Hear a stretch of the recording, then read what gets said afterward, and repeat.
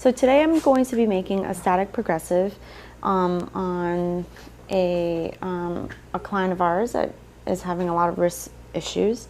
Now he is we would consider like a neurological type of patient because he has a cervical spine injury, and now he presents with a lot of tone in his arms, and he's really tight. One of the difficulties that he has is without stretching his wrist, it gets really tight into flexion, right? So then it makes it so that his fingers, he can't use his fingers, but on top of that, it's painful.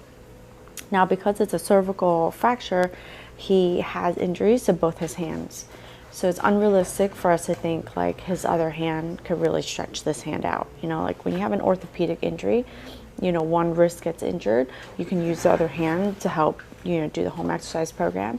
In this case, he's somewhat, you know, limited, even though he's got great use of his other hand. This one, it's got a lot of tone. So we're making him a static progressive splint that's going to just help him be a little bit more independent with getting better stretch in his wrist, right? He's asleep.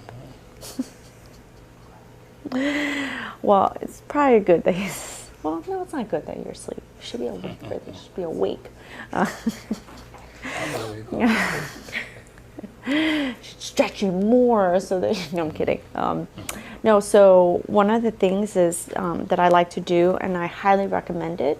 Well, there's two things that I highly recommend. When you're working with someone who has a lot of tone in their hand, they're unable to help you with positioning, put them in supine, lay them down.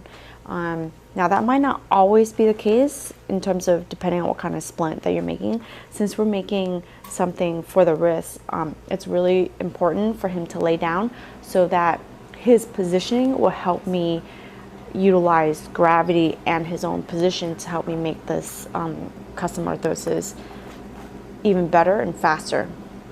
If I can lay it down the first time around, that's what I try to do because, you know, it's easier for me, but it's also easier for him. I don't have to keep trying to fix something just because I couldn't get it right the first time because of the position, right? So positioning is one. In a neurological patient, the other thing that I highly recommend is to stretch him out before, right? So that's what we're doing. He came in, his wrist was really in a flex position. So what we're trying to do is just kind of loosen it up. At least if I could get it to a little bit neutral, it's gonna help me. And I also like to, if I can get someone to supinate, right? So if I can get someone to turn their palm up, it's gonna help me so gravity can push down and just help lay the material down a little bit easier for me. If I can't get full turn of the palm up into supination, then I'm gonna involve the shoulder. I'm gonna try to get him into some external rotation, and he's limited today as well. See what happens when you don't come and see me? You're real tight, and I gotta work super hard.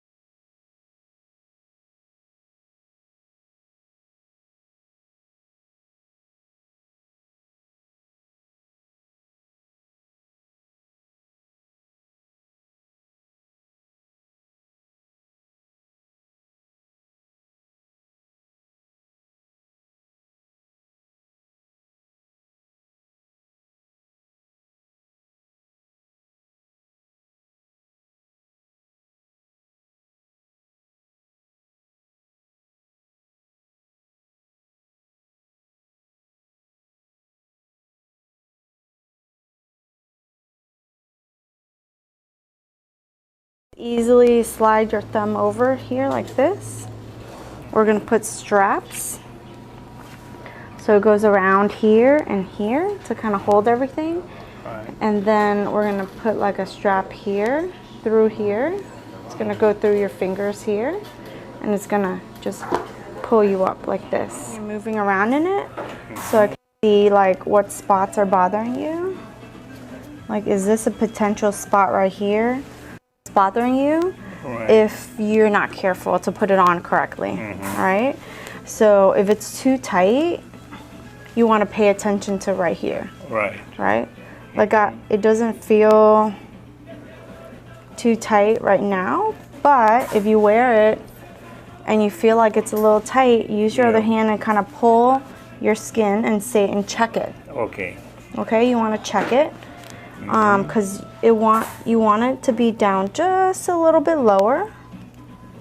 So let's say you feel it a little tight, right? You want to just push it just a little bit lower, right? Okay, and then you want to strap your wrist part in. The wrist part always goes in first. It's the most important. Yeah, because that's where you want to put the pressure. Well, this is the hinge of the splint. So you see how it's bent there? So when I take and I pull it, you see how much motion I get out of your wrist just from this? Right? So I'm going to take this strap and I'll pull it all the way back. And then I'm going to stick it to the adhesive. So right now, even when I stretch you, your wrist is not getting all the way straight. Right. This one. So, because when you come in with your wrist so bent down.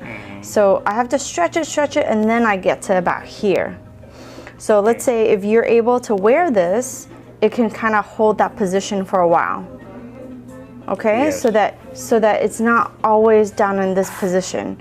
But it takes a little work to get from this position to this position, right? So all we're doing is when we first put it on, you're gonna see that, let's see if we're gonna see if this is giving you enough pressure. Doesn't have to be a ton of pressure. It's not the same as therapy. It's just in conjunction to therapy, right? What can you do and use while you're at home so someone else can help you? So even if you had this on, you had a family member and they could come and kind of stretch you a little bit, or you could put your hand on your lap and kind of push like that. Yeah. You could get a, right? How long should I wear it for the entire day? No, I don't want you to wear it for the entire day. I want you to wear it for like a good 2 to 3 hours. Maybe it might be best to wear it the first time with someone who can take a look at home.